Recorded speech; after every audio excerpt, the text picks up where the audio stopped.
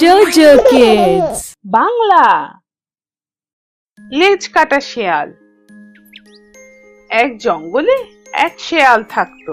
একদিন যখন সে জঙ্গলের মধ্যে দিয়ে হাঁটছিল, তখন হঠাৎ সে অনেক জোরে একটি শব্দ শুনল। সাথে সাথে সে তার লেজে অনেক ব্যথা পাচ্ছিল। আহ আহ আমার লেজে এত ব্যথা কেন হচ্ছে? কি হলো আমার লেজে? ও এত ব্যথা, বাবা রে বাবা! যখন সে পেছনে ফিরে তাকালো, তখন সে দেখতে পেল যে তার লেজ শিকারীর বানানো ফাঁদে ফেসে গেছে। সে তার লেজ ধরে অনেক টানাটানি করলো, কিন্তু লেজ তো আটকে গিয়েছে, যেটা ছাড়ানো খুব কঠিন ছিল। আরে, লেজ তো ফাঁদে আটকে গেছে। তখনই তার শরীর থেকে লেজটি আলাদা হয়ে যায়। আহ আহ আহ বের হয়েছে। কিন্তু এটা কি? আমার তো শুধু লেজের চুল রয়ে গেছে।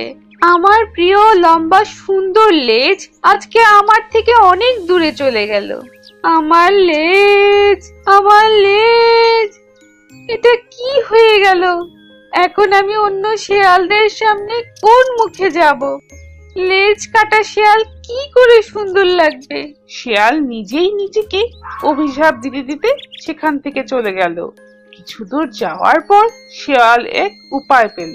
সে সব শেয়ালদের তার কাছে ডাকলো। সবাই তাকে জিজ্ঞেস করলো, আরে আরে শেয়াল, তোমার লেজের কি হয়েছে? এটা তুমি কি করেছো? তোমার সুন্দর লেজ কোথায়? আরে তুমি কিছুই জানো না। আমি কালকেই শহর থেকে এসেছি।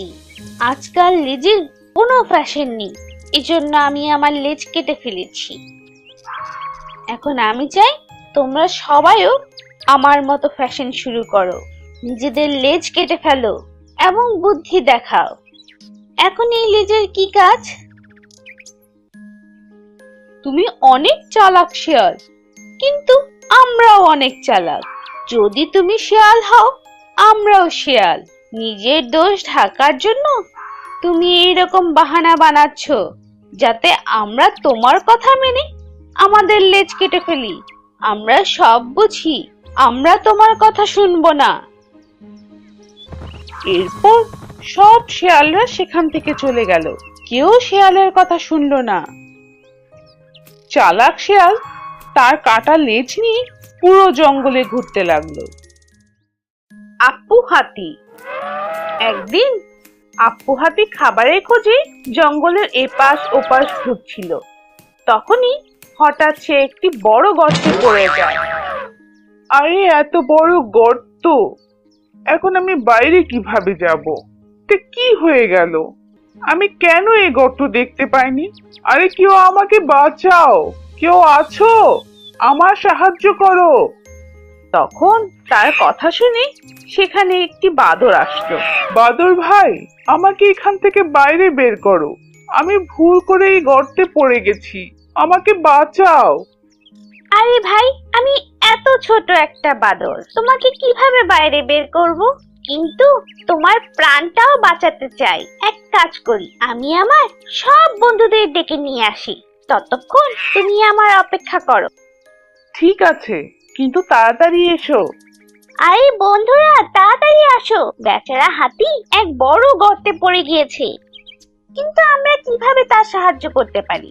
কেন করতে পারবো না? চলো আমরা ওই গর্তে আস্তে আস্তে মাটি ফেলতে থাকি। কিছুক্ষণের মধ্যে আমাদের হাতি বাইরে চলে আসবে। চলো চলো, তাড়াতাড়ি চলো। বাদর ও তার বন্ধুরা তাড়াতাড়ি হাতির কাছে গেল। তুমি ভয় পেও না হাতি, আমরা এখনই এই গর্তে মাটি ফেলবো। এটি ভরে যাবে আর তুমি বাইরে চলে আসবে। কিন্তু কিভাবে? তোমাদের হাত তো অনেক ছোট ছোট। কোনো ব্যাপার না, আমরা কাজ করতেই থাকবো, তুমি ভয় পেও না। চলো বন্ধুরা। সব বাদর খুব মনোযোগ দিয়ে একটু একটু করে গর্তে মাটি ফেলতে লাগলো। এই পুরো কাজে অনেক সময় লাগলো, কিন্তু তারা থেমে থাকেনি। আস্তে আস্তে গর্তটি ভরে গেল আর হাতি উপরে চলে আসলো। তোমাদের সবাইকে অনেক অনেক ধন্যবাদ। তোমরা আমার প্রাণ বাঁচিয়েছো। তোমাদের হাতে হয়তো অনেক ব্যথা করছে। তোমরা আমার সত্যিকারের বন্ধু। তোমাদের মন থেকে ধন্যবাদ। আরে কোনো ব্যাপার না হাতি ভাই, আজ থেকে তুমিও আমাদের বন্ধু। তোমার পিঠে বসিয়ে আমাদের একটু জঙ্গল ঘুরিয়ে আনো। হ্যাঁ হ্যাঁ, কেন নয়, চলো চলো। আর এইভাবে বাদর ও হাতি বন্ধু চলল জঙ্গল ঘুরে বেড়াতে। এক রাজমহলে রাজার কাছে এক সুন্দর সাদা রঙের কবুতর ছিল। রাজা তাকে অনেক ভালোবাসতো এবং তার মনের সব কথা সেই কবুতরকে বলতো। একদিন কবুতরের মহল থেকে বাইরে যাওয়ার ইচ্ছে হলো। কবুতর উড়ে উড়ে জঙ্গলের দিকে চলে গেল। তো ঘর ফিরে আসার সময় সে রাস্তা ভুলে গেল। রাজা সন্ধ্যা পর্যন্ত কবুতরের জন্য অপেক্ষা করলেন। এরপর তিনি তার সেনাপতিকে কবুতরটিকে খুঁজে নিয়ে আসার আদেশ দিলেন। সেনাপতি, যাও কবুতরকে খুঁজে নিয়ে আসো। জি হুকুম মহারাজ। অনেক খোঁজার পরও সেনাপতি কবুতর খুঁজে পেল না।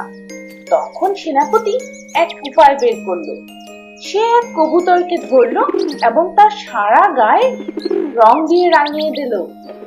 যখন সে মহলে ফিরে গেল তখন রাজা তাকে দেখে খুব খুশি হয়ে গেল এবং সেনাপতিকে পুরস্কার দিল। কিছুদিন পর সেই কবুতর ডিম দিল।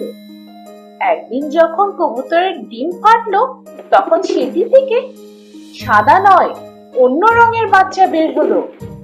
এটি দেখে রাজার অনেক চিন্তা হলো এবং সন্দেহ হলো। সেই কবুতরকে বলল, আমি অনেক খুশি যে তোমার বাচ্চা হয়েছে, কিন্তু আমাকে বলো তো তোমার ও তোমার বাচ্চার রং আলাদা কেন? এই কথা শুনে কবুতর রাজার কাছে মাপ চাইতে লাগলো এবং বলল, আমাকে মাফ করে দিন রাজা মশাই। কিছুদিন ধরেই আমি আপনাকে এই সত্য কথা বলার চেষ্টা করছি, কিন্তু আপনার রাগের কারণে আমি আপনাকে বলতে পারিনি। কোন সত্য? আপনি চাইলে আমাকে যা ইচ্ছে শাস্তি দিতে পারেন, কিন্তু আমার বাচ্চাটিকে ছেড়ে দিন। এটি আপনার সেনাপতি মশাই করেছে। সে আপনাকে খুশি করার জন্য আমার গায়ে সাদা রং লাগিয়ে দিয়েছে এবং এখানে নিয়ে এসেছে। রাজা কবুতরের সত্য কথা বলার কারণে খুব খুশি হলেন এবং রাজা কবুতর ও তার বাচ্চাটি তার কাছেই রেখে দিলেন। কিন্তু রাজা তার আগের কবুতরকে ভুললেন না। তিনি মাঝে মাঝে তার কথা মনে করতেন। টক আঙ্গুর। এক শেয়াল ছিল যার নাম ছিল সোনা। সে জঙ্গলে থাকতো। একবার গরমের সময় কিছুদিন ধরে সে ভালো কিছুই খেতে পায়নি।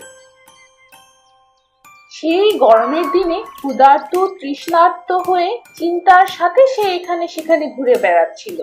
সে অসুস্থ হয়ে পড়েছিল, তাই শিকারও করতে পারছিল না, কারণ সে অনেকদিন যাবৎ ভালো কোনো খাবার খেতে পারেনি।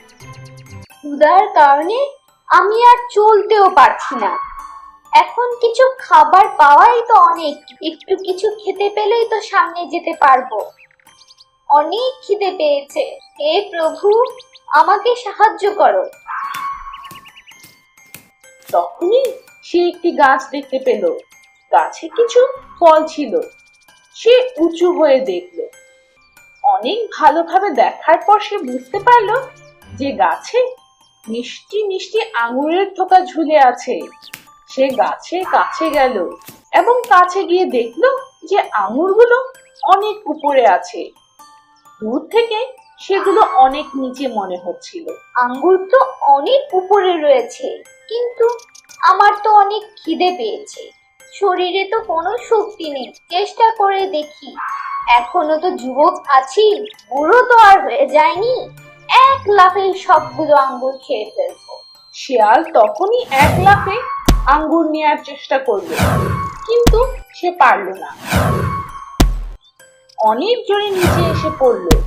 বারবার চেষ্টা করার পরেও শিয়ালের হাতে একটুও আঙ্গুর আসলো না, কারণ সেগুলো অনেক উপরে ছিল। যখনই শিয়াল লাফ দিত তার হাতে কিছুই আসতো না, খালি হাতে সে নিচে এসে পড়তো। যখন বারবার এমন হতে লাগলো তখন বেচারা শিয়াল হার মেনে নিল এবং বলল,